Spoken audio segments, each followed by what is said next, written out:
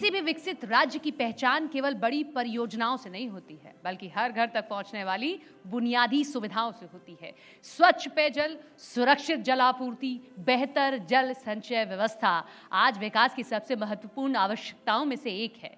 सम्राट सरकार के 100 दिनों में इन पर कितना काम हुआ है, ऐसे सवालों पर चर्चा के लिए अब हमारे बीच आ रहे हैं बिहार के लोक स्वास्थ्य अभियंत्रण मंत्री संजय सिंह जी। जोरदार तालियों से उनका स्वागत कीजिए। बिहार के लोक स्वास्थ्य अभियंत्रण मंत्री संजय सिंह जी का, और उनसे बात करेंगी मेरी सहयोगी जया मिश्रा।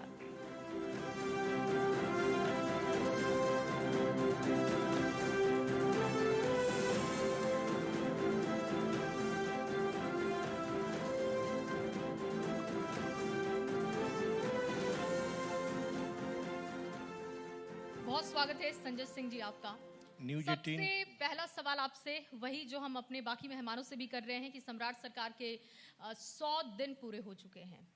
सबसे पहले तो न्यूज़ 18 के टीम को बहुत बहुत बधाई, और यहाँ जितने भी हमारे साथी बैठे हैं, नौजवान साथी और बड़ी संख्या में यहाँ के प्रबुद्ध लोग हैं, उनको भी आने के लिए हृदय से आभार। देखिए, 100 दिन का जो ये सफ़र रहा, कहीं ना कहीं चूँकि हम लोग के लिए तो ये, चूँकि खासकर मेरे लिए पहला सफ़र रहा, अभी तक जो हम लोग देखते आ रहे थे, इसमें बहुत सारी वैसी चीज़ें देखने को मिली। चाहे आप किसी भी स्तर पर देख रहे होंगे, सबसे पहले क्राइम कंट्रोल की बात कर लें। इन 100 दिनों में हमारे बिहार के लोकप्रिय माननीय मुख्यमंत्री जी ने जिस प्रकार से क्राइम कंट्रोल किया, और उन्होंने एक संदेश देने का काम किया है कि या तो अपराधी बिहार छोड़ दें या फिर अपराध छोड़ दे। तो कहीं ना कहीं उनके इस विजन को देखते हुए आप देख रहे होंगे कि आज जिस प्रकार से प्रशासन चुस्त दुरुस्त और मुस्तैदी के साथ काम कर रही है, और यही कारण है कि जिस प्रकार से हमारे पूर्व के मुख्यमंत्री आदरणीय नीतीश कुमार जी ने महिलाओं को आगे बढ़ाया था, और जिस प्रकार से पुलिस विभाग में उनका योगदान दिया, आज इस सरकार ने 4700 स्कूटी महिला जो हमारी पुलिसकर्मी हैं उनको देने का काम किया। और उनको कहा गया है कि जितने भी हमारे खासकर बहनों की जो कॉलेज हैं, महिला कॉलेज हो, महिला स्कूल हो, महिला इंस्टीट्यूट हो, उसमें आपका जो सुबह में जाने के टाइम में और निकलने के टाइम में एकदम कंपलसरी है कि आपको वहाँ पे अपनी ड्यूटी करनी है, ताकि किसी भी हमारी बहनों को कोई भी तरह का दिक्कतें का सामना नहीं करना पड़े। तो कहीं ना कहीं सरकार हर स्तर पे अपना काम कर रही है। चाहे आप देख रहे हो किसानों की बात, किसान के हित में बहुत सारी योजनाएं हमारे माननीय मुख्यमंत्री जी ने लाया है। चाहे रोड का मामला हो, बिजली का मामला हो, या फिर हमारे विभाग पीएचडी का मामला हो, हर एक मामले में आप देख रहे हैं। कल हमारे मुख्यमंत्री जी ने जिस प्रकार से पूरे बिहार में एक साथ इतने योजनाओं का उन्होंने शुभारंभ किया है, बहुत सारे योजनाओं का उन्होंने शिलान्यास किया है, तो कहीं ना कहीं ये दर्शाता है कि बिहार जो है, बढ़ता बिहार और विकसित बिहार का जो सपना है, उसको पूरा करने का जो 100 दिन का जो सपना है, उस पर हम लोग बहुत ही आगे बढ़ रहे हैं। 100 दिनों में आपके विभाग का लक्ष्य क्या था? कौन से वो महत्वपूर्ण काम थे जो आप जनता के सामने रखेंगे कि 100 दिनों में हमने ऐसे काम किया, और उसको उस जिस लक्ष्य को आपने देखा था 100 दिन के लिए, उसको आपने अचीव भी किया? देखिए, सबसे पहले तो हमारे विभाग में जितने भी पूरे बिहार में बहुत सारे वैसे परिवार हैं जिनको आज भी उस गांव में नल जल योजना से नहीं जुड़ा गया था। क्योंकि क्या था कि पहले एक बार सबसे पहले जब ये योजना आई थी, तो बिहार एक ऐसा देश था, बिहार एक ऐसा राज्य था जहां पूरे देश में अपने पैसे से इस योजना का शुरुआत किया था, जहां पूरे देश में प्रत्येक राज्य ने केंद्र के पैसे से काम किया था। बिहार एक पैसा लेने का काम नहीं किया, और अपने पैसे से पूरे बिहार में माननीय मुख्यमंत्री जी उस समय नीतीश कुमार जी थे, उन्होंने इसका काम पूरा किया। तो अभी जहाँ भी छूटे हुए टोले थे, उसको हम लोगों ने जोड़ने का काम किया। साथ ही जैसे अभी थोड़ा जब गर्मी का टाइम आया, और गर्मी के टाइम में सभी जगह क्या होता है कि चापाकल का लेयर घट जाता था। इस बार हम लोगों ने जहाँ भी बंद पड़े चापाकल थे, उसको हम लोगों ने पूरे बिहार में दुरुस्त किया। जितने भी बंद पड़े चापाकल थे, हम लोगों ने उसको सुचारू रूप से चालू किया, ताकि हमारे पूरे बिहार में कहीं भी किसी भी भाई को, किसी भी लोगों को किसी प्रकार का दिक्कत का सामना नहीं करना पड़े। ये हमारे सरकार का पहला लक्ष्य था। चूँकि हर घर नल और हर घर शुद्ध जल, ये हमारे माननीय मुख्यमंत्री नीतीश कुमार जी का शुरू से एक टैगलाइन रहा है कि किसी भी हाल में इस चीज़ को पूरा करना है। और उसी को देखते हुए जो 100 दिन का जो समय हम लोग को मिला, इस 100 दिन में हम लोगों ने बखूबी इस काम को पूरा करने का काम किया। ये ड्रीम प्रोजेक्ट रहा है, क्योंकि आपने पूर्व मुख्यमंत्री का जिक्र किया नीतीश कुमार का, उनका ड्रीम प्रोजेक्ट रहा है। और जब आपको ये विभाग मिला तो बहुत सारा काम अधूरा रहा। ग्राउंड पर अभी भी लेकर इसको यही बात है कि उतना काम नहीं हो पाया है। तो अभी आगे का विजन, क्योंकि अभी 100 दिन के कामकाज पर हम बात कर रहे हैं, तो वो अधूरे काम कैसे आप पूरा करेंगे, उसके लिए आपका विजन क्या है? देखिए, बहुत सारे बिहार के किसी कोने में पहले शिकायतें आती थी कि भाई सूखे के कारण यहाँ पर पानी की उपलब्धता नहीं है, पानी का लेयर भाग जा रहा है।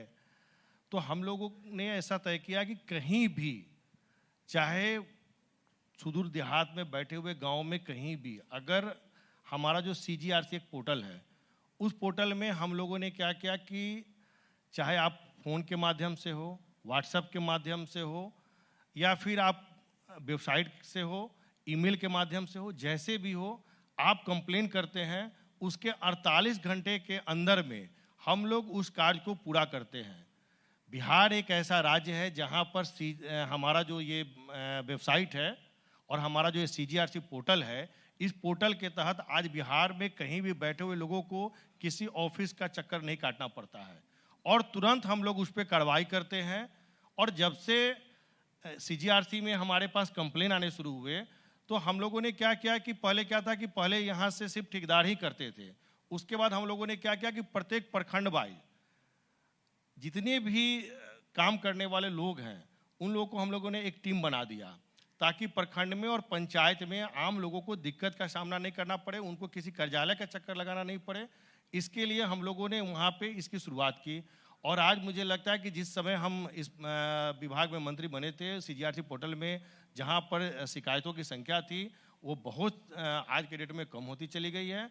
और यही कारण है कि जो हमारा कॉल सेंटर है, हम लोग इस कॉल सेंटर को और बड़ा कर रहे हैं और इसमें और भी ज़्यादा हम लोग को सुविधा देने के हम लोग बड़ी सेंटर बना रहे हैं, ताकि आने वाले समय में बिहार में जो अभी 48 घंटा है, उसको हम लोग घटाकर 24 घंटा कैसे करें, ये हमारे विभाग की प्राथमिकता है। भूजल का स्तर कम होना, जो वाटर लेवलिंग है, उसको देखा गया कि सबसे बड़ी समस्या तो वो भी है।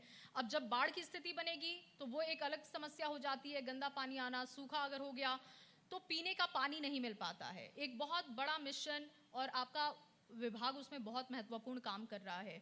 तो उसके लिए आप लोग कैसे काम कर रहे हैं कि उस लेवल को ठीक किया जा सके? क्योंकि सबसे ज़रूरी ये है कि नदियों के किनारे जब लोग जो रहते हैं, उनके लिए तो बड़ी समस्या है कि पानी आप ऐसे नदी में बहुत ज़्यादा देख रहे हैं, लेकिन घर में साफ पानी नहीं आता। तो उस भूजल को, उसका लेवल ठीक करने के लिए कि लोगों के घर में पानी तो पहुंच ही जाए कम से कम, उस पर क्या विजन है आपका? देखिए, हम आपको बताना चाहेंगे कि पानी की क्वालिटी को लेके हमारा पटना मुख्यालय में सबसे बड़ा उसका जांच संग्रह हमारे पास है। उसके बाद प्रत्येक जिला में, जिला वाइज भी हम लोग पानी की जांच करते हैं और हमारा एक मानक है कि प्रत्येक सप्ताह में इतने लीटर पानी का हम लोग जांच करते हैं। और जहाँ भी आर्सेनिक, फ्लोराइड और इन सब चीज़ों का अगर शिकायत आता है, उसको तुरंत हम लोग वहाँ पर कैसे उसको तुरंत दिक्कत हो वहाँ पर करते हैं। अभी जितने भी गांव में हमारे मशीन लगे हुए हैं और उस मशीन से हम लोगों को पता चलते रहता है कि कहाँ पे पानी की शुद्धता में कमी आ रही है। वहाँ पे हमारे जो जांच रिपोर्ट में जैसे ही आता है तो हम लोग तुरंत उसका ट्रीटमेंट करते हैं। और रही बात जहाँ तक पानी के स्तर का, तो हम आपको बताना चाहेंगे कि 2019 में जो पानी का स्तर था, वो 2026 में पानी घटा नहीं है, बल्कि पानी का जल स्तर ऊपर और बढ़ा है। उसका कारण है जल जीवन मिशन के तहत जितने हरियाली का काम हमारे पूर्व के माननीय मुख्यमंत्री जी ने किया है, आज उसका देन है कि अब कहीं भी पानी का लेयर घट नहीं रहा है, पानी का लेयर बढ़ा है। इसको हम लोगों ने बजाबते प्रेस कॉन्फ्रेंस करके लोगों के बीच में, चाहे हमारे वेबसाइट पे हो या फिर लोगों को जन जागरूकता के लिए हम लोगों ने देने का काम किया है कि आप लोग को कहीं भी पानी का लेयर अब घट नहीं रहा है, पानी का लेयर हम लोग का बढ़ा है। जहाँ पहले हम लोग 350-400 पे चापाकल करते थे, आज 275, 280 पे हम लोग का अच्छी पानी की क्वालिटी आना शुरू हो गई। लेकिन अब एक आंकड़ा, क्योंकि आपने कहा कि फ्लोराइड हो गया, आर्सेनिक हो गया, आयरन, इसकी मानक से ज़्यादा मात्रा होना कैंसर की तरफ ये बढ़ाता है लोगों को। और बिहार की अगर हम बात करें तो अगर किसी घर में किसी को कैंसर हो जाए तो बहुत मुश्किल है कि उस बीमारी से वो पार पा जाए, सब कुछ खत्म कर देती है वो बीमारी। तो अभी एक आंकड़ा मैं रख रही हूं क्योंकि आप कह रहे हैं कि इस पर भी हम काम कर रहे हैं। तो देखिए, बिहार के 31 जिलों में 26% से अधिक ग्रामीण वार्डों के भूजल में आर्सेनिक, आयरन, फ्लोराइड की मात्रा बहुत ज्यादा पाई गई। अब ऐसे 14 जिलों में 4709 वार्ड है जहां पर आर्सेनिक की मात्रा पाई गई है। फ्लोराइड की भी संख्या 3000 से ज्यादा वार्ड में है और आयरन का प्रकोप भी 21709 वार्डों में है। ये आंकड़े हैं, कागजी आंकड़े हैं, और ये बताते हैं कि इसकी वजह से लोगों को बहुत ज्यादा प्रॉब्लम हो रही है।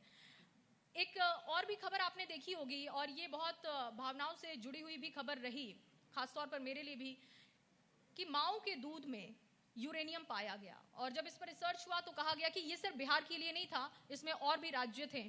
तो कहा गया कि वाटर इनटेक से भी ये हो रहा है, कि कहीं ना कहीं प्रदूषण की वजह से ये तो हो रहा है कि माँ के दूध में यूरेनियम जा रहा है, लेकिन जो पानी इनटेक हम कर रहे हैं, जो पानी हम पी रहे हैं, उसकी वजह से भी ये परेशानी बढ़ती जा रही है। इस ओर सरकार ने कैसे सोचा और आपके विभाग ने इस पर कैसे सोचा है? अभी देखिए, हमने पहले भी कहा है कि हमारा पानी का नमूना जो हम लोग संग्रह करते हैं और उसकी जांच पहले तो हमारे सिर्फ पटना मुख्यालय में हुआ करता था, उसका हम लोग ने जिलों में लेकर गया, और अब हम लोग इसको प्रखंड स्तर पर भी पानी की जांच कर रहे हैं। और जितने भी गांव में अगर इस प्रकार की शिकायतें आ रही है तो हम लोग पहले क्या था कि पानी से डायरेक्ट पहले मोटर से पानी वो चला जाता था।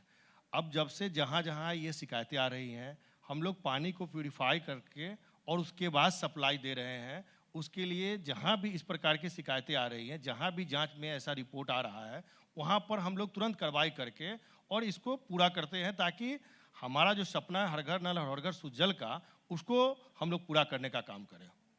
अब आते हैं आपके राजनीतिक सफर पर, क्योंकि आपके लिए जो आपका राजनीतिक करियर रहा है उसको आप ऐसे देख सकते हैं कि पहली बार में सब कुछ मिल जाना है, ऐसा महसूस हुआ आपको?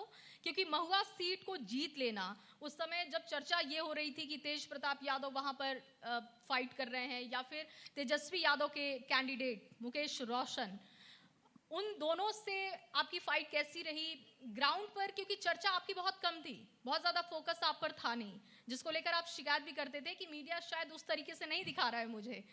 तो वो अनुभव जरा बताइए, वो शेयर कीजिए कि कैसे आपने वहां पर काम किया, महुआ के लोगों का दिल आपने कैसे जीता। पहली बार आपको बता दें कि पहली बार जहाँ तक जीतने की बात आई थी तो 2007 में हमने पार्टी ज्वाइन किया, लोक जनशक्ति पार्टी रामविलास, जब हमारे संस्थापक सरदेव रामविलास पासवान जी हमारे पार्टी के राष्ट्रीय अध्यक्ष हुआ करते थे, और उनके सानिध्य में हम लोगों ने काम शुरू किया।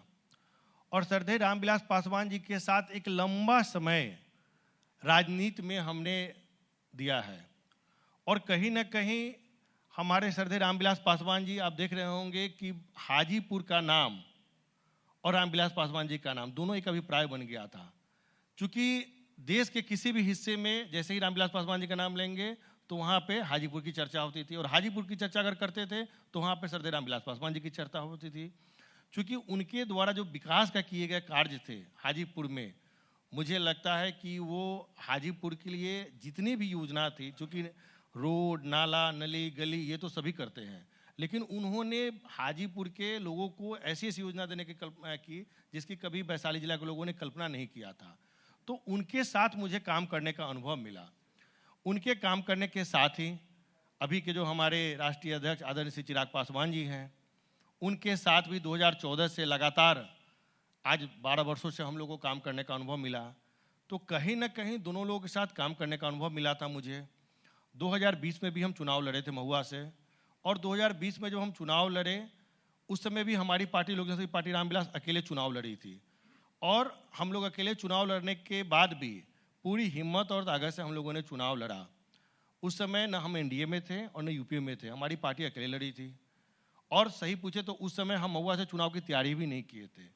उसके पहले हमारी चुनाव की तैयारी लालगंज विधानसभा से थी, और उस समय मुझे जब पार्टी अकेले चुनाव लड़ने की बात आई तो हमारे नेता आदरणीय चिराग पासवान जी ने हमसे कहा कि चूंकि आपका घर महुआ है इसलिए आप महुआ से चुनाव लड़े, और हम महुआ चुनाव लड़ने गए।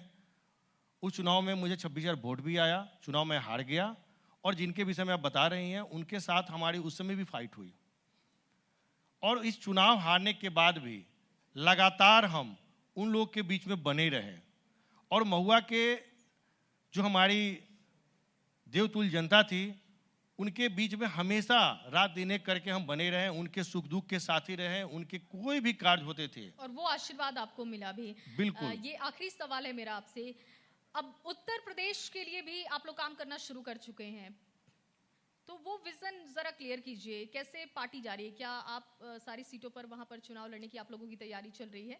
देखिए, हमारी पार्टी लोगों से पार्टी रामविलास, इसके पहले भी उत्तर प्रदेश के अलावा मैं आपको बता दूं कि हम लोगों ने नागालैंड में भी चुनाव लड़ा, हम लोगों ने झारखंड में भी चुनाव लड़ा, हम लोगों ने और भी बहुत सारे राज्य हैं जहां पर हम लोगों ने चुनाव लड़ा और वहां पर जीते भी आए हैं। ऐसा कोई पहला हमारा अनुभव नहीं है, इसके पहले भी हम लोगों ने चुनाव लड़ा और इस बार भी हमारी तैयारी है।